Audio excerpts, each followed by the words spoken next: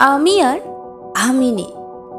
বয়সের ফেরে চুলের গড়ায় পাক ধরেছে, গায়ের চামড়াতেও ধরেছে কোচ। হ্যাঁ, অনেকটা মেদও জমেছে পেটে। সিজারের দাগটা এখনো রয়ে গেছে। ভাবা হয়নি নিজের জন্য। অথচ একটা টাইমে তোমার স্বপ্ন ছিল আমাকে নিয়ে তোমার অফিস পার্টিতে যাবে। আমার রূপের অহংকার ছিল আমার থেকে বেশি তোমার কলিগসদের ওয়াইফের থেকে আমি ছিলাম সবচেয়ে সুন্দরী। তোমার কাছে আমি ছিলাম জগতের পরী।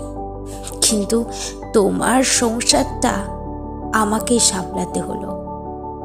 তোমার মা মারা যাওয়ার সময় বলে গিয়েছিল, বৌমা, আমার বিল্টুটাকে দেখিস। আর হ্যাঁ, আমার নাতি নাতনি যেন অযত্ন হয় না। তিনি বলতে ভুলে গেছেন যে নিজেরও খেয়াল রাখিস। তাই নিজের খেয়ালটা সেই সময় রাখা হয়নি।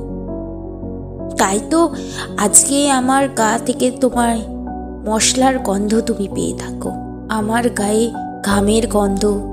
নিজেকে মেনটেন করতে পারি না বলে অফিসেও যাওয়া যায় না। তোমার অফিসে আমাকে নিয়ে গেলে নাকি তোমার মান সম্মান হানি হবে। আচ্ছা, একটা কথা বলো তো, আমাকে নিয়ে যদি তোমার এত সমস্যা ছিল তাহলে আগে কেন বলনি?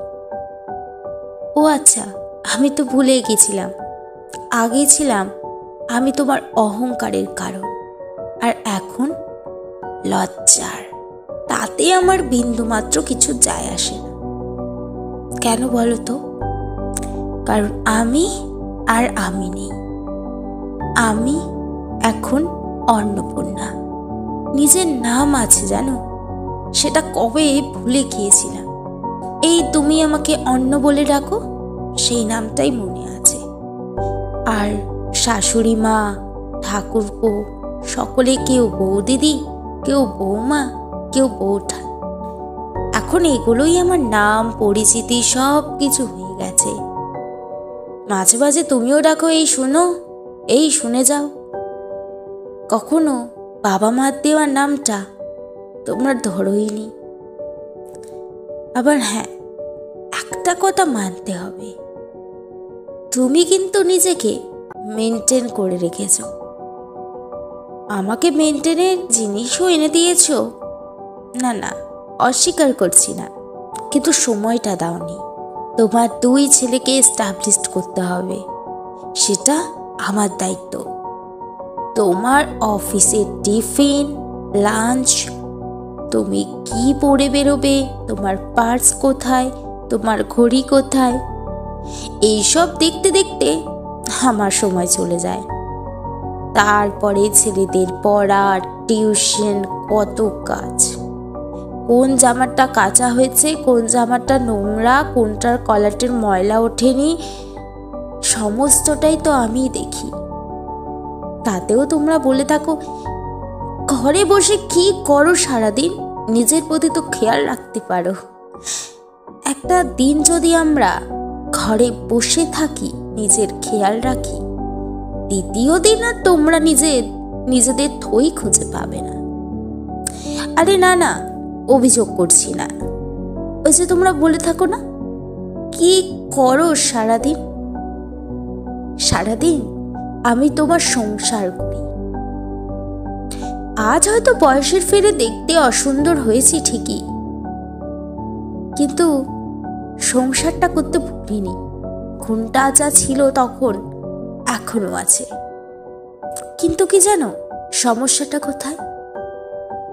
তুমি ভাবো তোমার বুঝি বয়স হয়নি। মাঝে মাঝে তুমি ভুলে যাও যে তুমিও 2 ছেলের বাবা। তাই জন্য বারে বারে নিত্য নতুন বান্ধবীর সাথে সময় কাটাও। বাড়িতে এলেই তো সেই মশলা যুক্ত হাতের গন্ধ শরীরটাতে রিরি করে ওঠে তোমার। খাবার দাবার সেই একই নিত্যদিনের। তো তোমার বান্ধবীরা সেই সব পারে না। অল্প বয়সী মেয়েরাও তোমাকে বন্ধু হিসেবে কি দারুণ মেনে নিয়েছে দেখো। আমাকে কোনো অল্প বয়সী ছেলে মেনে নিতে পারেনি। কারণ আমি তো বয়স্কা মহিলা আর তুমি সুযুবক পুরুষ। বলি, হে পুরুষ, এই সুযুবক যৌবন তোমার কে ধরে রেখেছে? এই যে আমি। আজ যদি নিজের শরীরের যত্ন নিয়ে নিজেকে সুন্দর করে থাকতাম, তাহলে কি তুমি তোমার যৌবন ধরে রাখতে পারতে? না, পারতে না। এই যে চিঠিটা এখন পড়ছো, এখন হয়তো আমি নেই। শরীরে বাসা বেঁধেছে মারণ রোগ, ক্যান্সার। তুমি তো বলেই দিলে চিকিৎসা আমি করাতে পারবো না, অনেক খরচা। দিনের পর দিন বিছানায় ছটকেছে যন্ত্রণায়। আর তুমি তোমার বান্ধবীদের নিয়ে এসেছো, গল্প করেছো, সময় কাটিয়েছো। তোমার ছেলেরাও এসেছে গো, নিজেদের পছন্দ করা মেয়েদের নিয়ে। হ্যাঁ, বড় খোকাটা আমার বিয়ে করেছে জানো, তুমি খেয়াল রেখেছো সেটা? তোমার এই বেলাল্লাপনায়, তোমার এই রসিকতা দেখে, এই সাজুজ্য প্রাচুর্য দেখে বড় খোকা আর তোমার সাথে থাকতে চায় না। ছোট খোকাটা সেও এখন বিয়ে করে সেটেল হয়ে বাইরে থাকে। তুমি আর আমি, তুমি তোমার যৌবন নিয়ে থাকো, আর আমি আমার মারণ রোগ নিয়ে। একটা কথা বলি শোনো, এই যে শরীরের যন্ত্রণার থেকে না, তোমার দেওয়া যন্ত্রণাগুলো অতিরিক্ত। আমি তো চলে যাব। যখন তুমি চিঠিটা পড়ছো, তখন হয়তো আমি চলেই গেছি। একটা কথা, একটা পরামর্শ জীবনের শেষ দিনে দিতে চাই। হ্যাঁ, তুমি বলবে সারা জীবন তো বলেই গেলে। এইবারই নয়, শোনো না একটা কথা। এবার সত্যি সত্যি নিজের খেয়াল দিও, নিজের খেয়ালটা রেখো, ভালো থেকো। এতে তোমাদের অন্নপূর্ণা।